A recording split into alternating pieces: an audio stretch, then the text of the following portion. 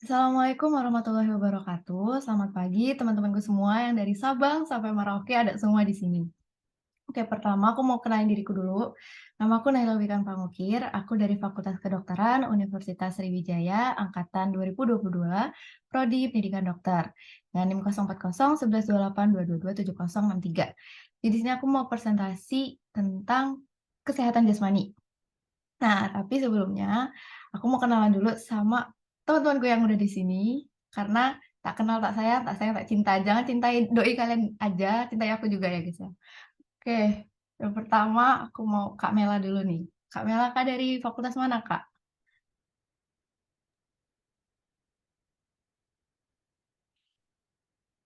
Meng, nggak ada suaranya Meng.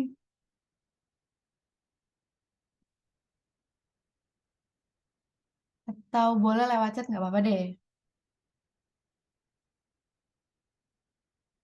Lanjut dulu ya ke Kak Naila Naswa. Naila Naswa dari univ mana Kak? Halo, Halo, dari ini Politeknik PU. Malang. Hah? Apa? Malang. Semarang, cuy. Oh, Semarang. Jauh ya. Oke, makasih Ya. Kak. Makasih Kak Naswa. Lanjut Kak Zaskia Putri. Dari mana Kak? Halo Naila. Halo Zaskia. Eh, aku dari Universitas Jember, Fakultas Kedokteran. Oke, anak Jember guys. Terima kasih Iya. Zaski. Lanjut Kak Ma'ruf. Oke. Ya, perkenalkan, saya dari Fakultas Kedokteran Universitas 11 Maret. Hmm. Oke, oke, oke. Jauh-jauh ya Kak Ma'ruf ini juga nih. Sekarang lanjut ke Kak Salwa Amira. Halo guys, aku Salwa Amira dari Fakultas Kedokteran Universitas Lambung Mangkurat. Labuk Mangkurat. Kalsel. Jauh banget. Oke, makasih Kak Salwa. Kak Asya Faatul. Halo Naila, aku Halo. dari Universitas Jember, Fakultas Teknologi Pertanian. Jember juga nih. Ada temannya ternyata. Oke, lanjut Kak Erlina. Halo, aku Erlina dari Fakultas Kedokteran Universitas Jenderal Sudirman. Uh, ngeri, ngeri, ngeri. Terima kasih Kak Er. Lanjut Kak Rizkia. Kak Kia nih. Halo semuanya, aku Rizkia, biasa dipanggil Kia. Aku tahun ini masih gap year, jadi aku belum kuliah. Oh, keren Salam kenal. banget. Salam kenal. Lanjut nih Kak Rana. Halo semuanya, aku Rana dari Universitas Brawijaya, Fakultas Ilmu Sosial dan Ilmu Politik. Oke, anak IPS nih guys. Ngeri. Oke, lanjut Kak Valen. Apa bisa on cam? Sorry nggak bisa on cam nggak apa-apa ya. Nggak apa-apa. Oke, perkenalkan aku Valenta dari Universitas Udayana, jurusan Arkeologi. Oh, Makasih. keren, Salam keren. kenal Kasih. semuanya. Ya, salam kenal Kak Valen. Oke, untuk dua peserta lainnya itu teman saya dari Universitas Sriwijaya juga. Oke, kita lanjut ke presentasi aja kali ya. Bentar, bentar. Oke.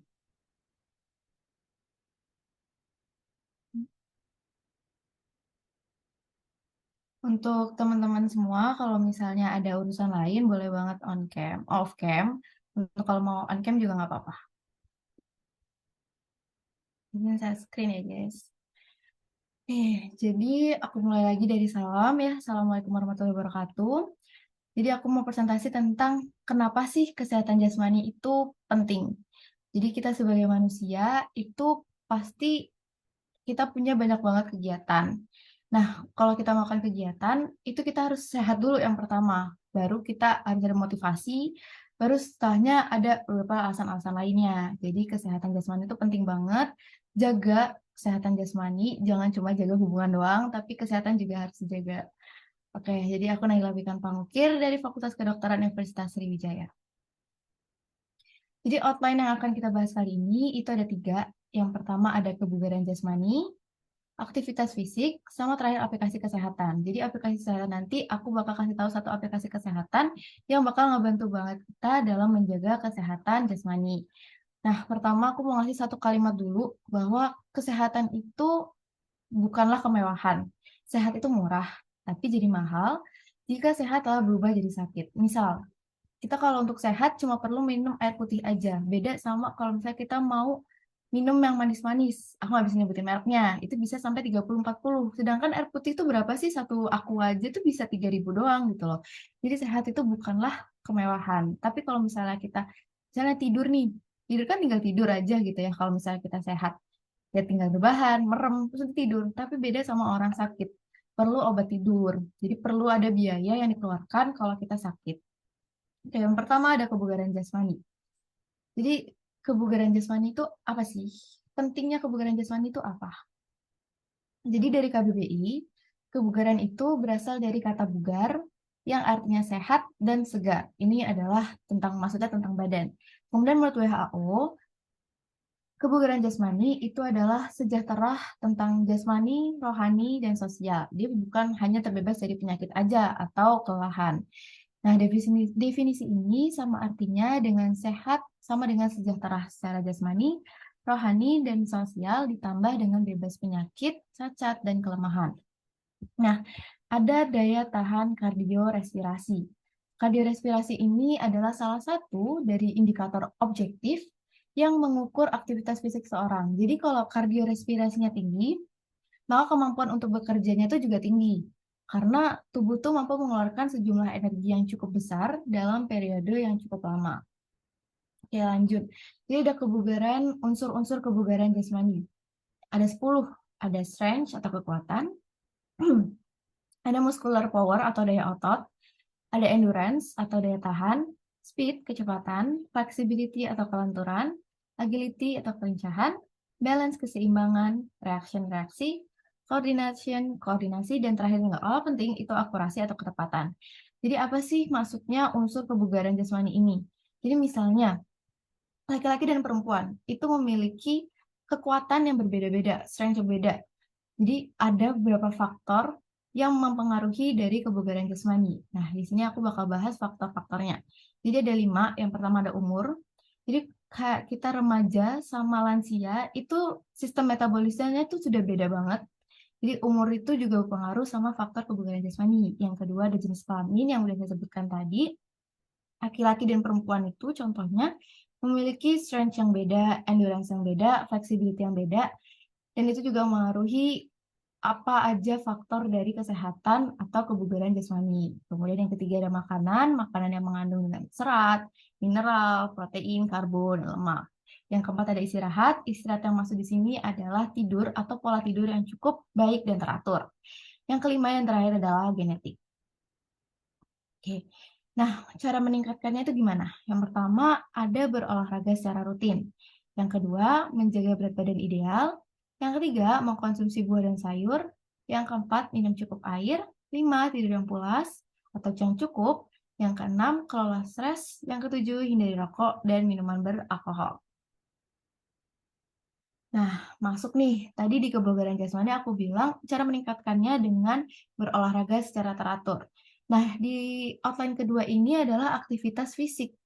Apakah berolahraga dan aktivitas fisik itu merupakan hal yang sama? Jadi, sebenarnya aktivitas fisik itu didefinisikan sebagai pergerakan jasmani yang dihasilkan dari otot skeletal yang memerlukan pengeluaran energi. Nah, nggak semua aktivitas fisik membutuhkan atau membakar jumlah kalori yang sama. Nah, yang tadi aku sebutkan, jadi aktivitas fisik itu beda sama olahraga, karena olahraga merupakan suatu kegiatan fisik yang direncanakan, terstruktur, berulang, dan bertujuan memperbaiki atau mempertahankan satu atau lebih dari komponen kebugaran fisik seseorang. Jadi intinya aktivitas fisik itu belum tentu olahraga, tapi kalau olahraga itu sudah pasti aktivitas fisik. Gitu ya. Nah, kemudian ada klasifikasi dari intensitasnya terkait aktivitas fisik. Jadi ada menurut sama metabolic equivalent atau METS. Jadi METS itu adalah rasio relatif dari penggunaan energi oleh seseorang terhadap massa tubuh orang tersebut. Jadi misalnya kayak orang tuh duduk doang gitu. Itu cuma menghasilkan satu atau menghabiskan 1 METS. Nah, untuk di sini ada 3 intensitasnya. Ada intensitas ringan, yaitu aktivitas fisik yang kurang dari 3 METS. Contohnya adalah berjalan kaki, mencuci piring, bersetrika, memasak, memancing, memainkan instrumen sekalipun, itu juga termasuk aktivitas fisik. Yang kedua ada intensitas sedang, yaitu antara 3 sampai 5,9 METS. Contohnya adalah berjalan cepat, mencuci mobil, menyapu, mengepel lantai, kegiatan pertukangan, atau beberapa jenis olahraga, contohnya main badminton, basket, sama tenis meja. Yang ketiga, ini yang terakhir adalah intensitas berat, yaitu di atas 6 METS. Contohnya ada berjalan cepat di jalan menanjak, berlari, mencangkul, mengangkat berat badan, bersepeda, dan olahraga lainnya seperti sepak bola, berenang, bola tenis, dan bola voli. Oke, lanjut.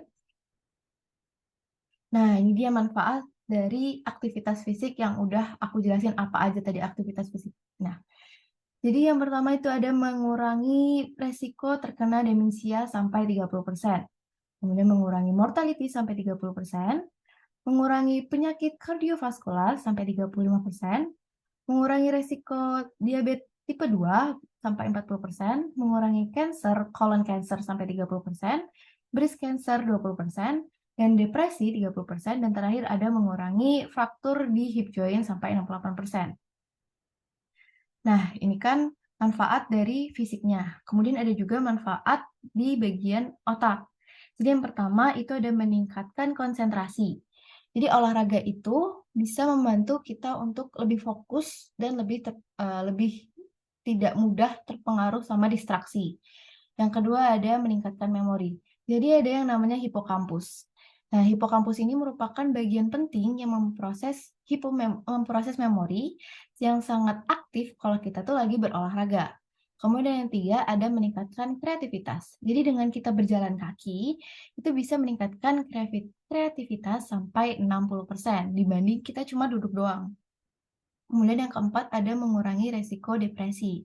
Jadi ada yang namanya protein PGC1 alfa, dia ini dapat memecah kinorenin, nah itu enzim penyebab depresi. Yang terakhir adalah meningkatkan fungsi otak.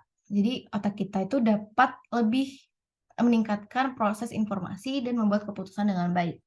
Nah, kalau misalnya fungsi otak kita lebih bekerja atau lebih baik, otomatis hormon-hormon hipotalamusnya juga baik metabolismenya. Nah, ada 3 zat kimiawi pada otak yang bakal aku bahas di sini yang berpengaruh sama aktivitas fisik tadi. Yang pertama ada IGF-1 atau insulin-like growth hormone 1 atau nama lainnya adalah somatomedin C. Jadi dia itu adalah hormon yang sebenarnya dia itu similar sama insulin.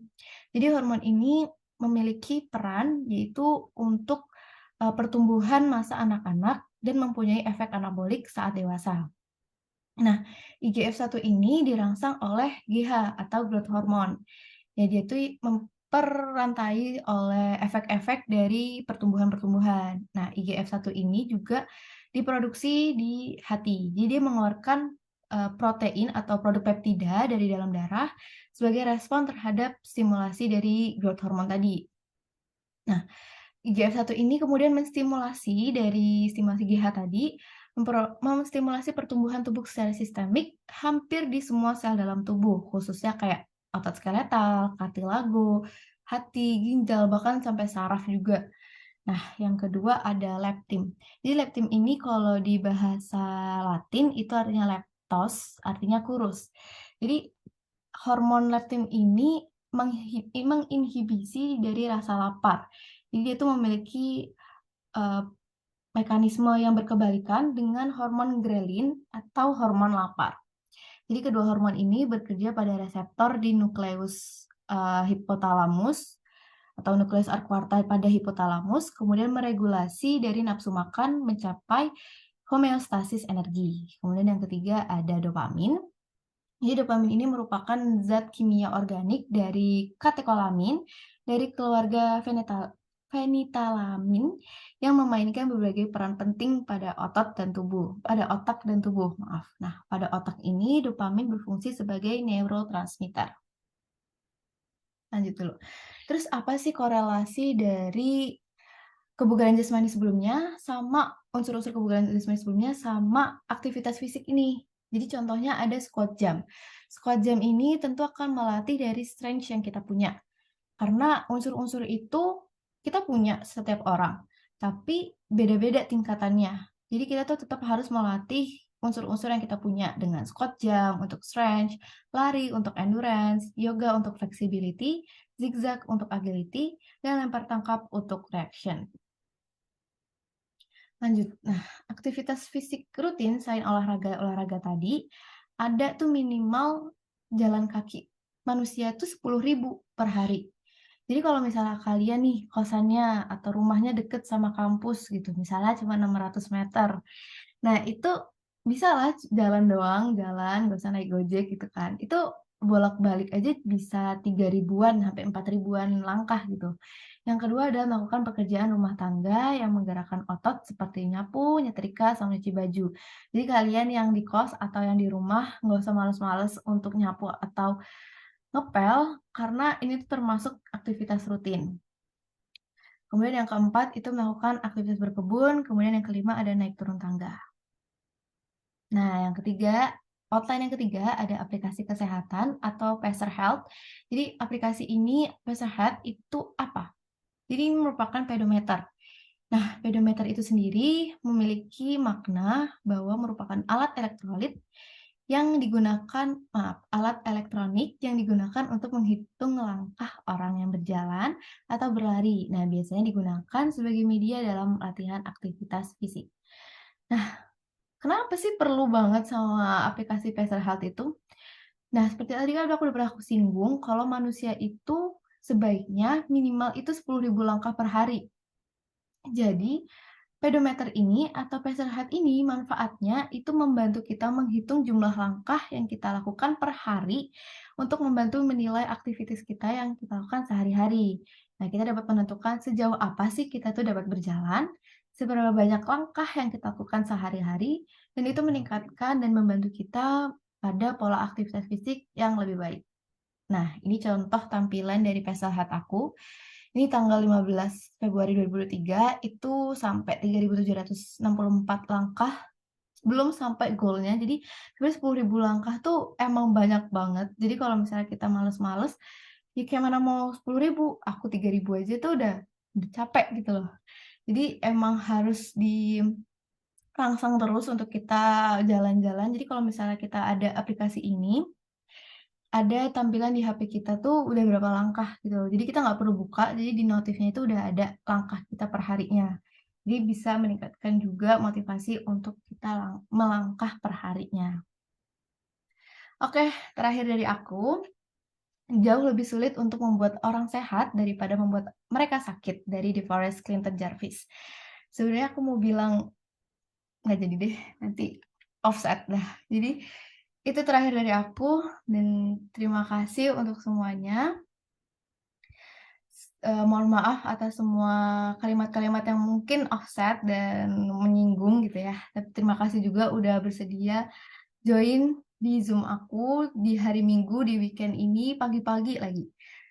Terakhir, apakah ada yang mau ditanya?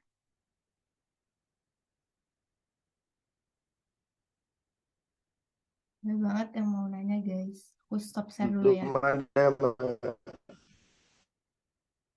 Ya, ada yang ngomong? Iya, Ma'ruf, silakan. Belum ada. Belum ada, oke. Makasih. Terima kasih responnya teman-teman semua. Oke. Kayaknya cukup kali ya sampai sini. Aku mau bilang makasih sekali lagi untuk semua. Oh, ada ya, Asyafaatul. Boleh, boleh, boleh. Boleh uncam dulu dong kalau mau ngomong.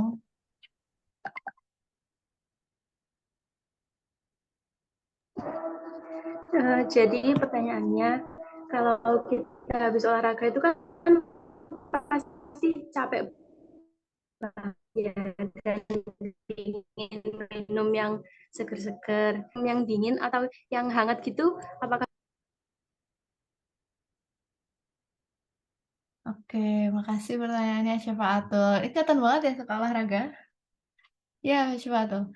Oke, jadi aku izin jawab ya. Jadi kalau misalnya kita olahraga, itu pasti kita mengeluarkan keringat atau cairan-cairan dari tubuh. Nah, olahraga yang mengeluarkan cairan-cairan tadi itu membutuhkan pendingin atau cairan pendingin, yaitu contohnya adalah air. Nah, sebaiknya air yang diminum itu nggak terlalu panas sama nggak terlalu dingin. Karena kalau kita berolahraga, metabolisme dalam tubuh kita kan meningkat nih. Terus dalam tubuh tuh panas, jadi memproduksi banyak banget keringat. Kalau misalnya kita minum air dingin, itu otomatis suhu atau air panas nih, suhunya tuh pasti akan kontras banget sama tubuh kita saat selesai olahraga. Makanya bisa menimbulkan kayak sensasi-sensasi nggak nyaman lah, misalnya kayak pusing, kembung, ulu hati di regio epigastrium dan sebagainya gitu. Udah cukup? Siapa tuh? cukup? Terima kasih. Oke, makasih ya Syafatul. Makasih teman-teman semua.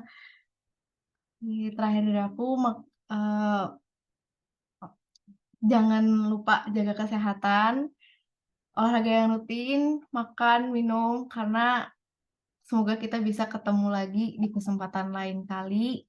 Nggak di Zoom, bisa aja offline, karena aku kangen banget sama kalian semua. Oke guys, terima kasih. Assalamualaikum warahmatullahi wabarakatuh. Waalaikumsalam warahmatullahi wabarakatuh. Waalaikumsalam. Makasih, Kak. Waalaikumsalam warahmatullahi. Terima kasih. Terima kasih.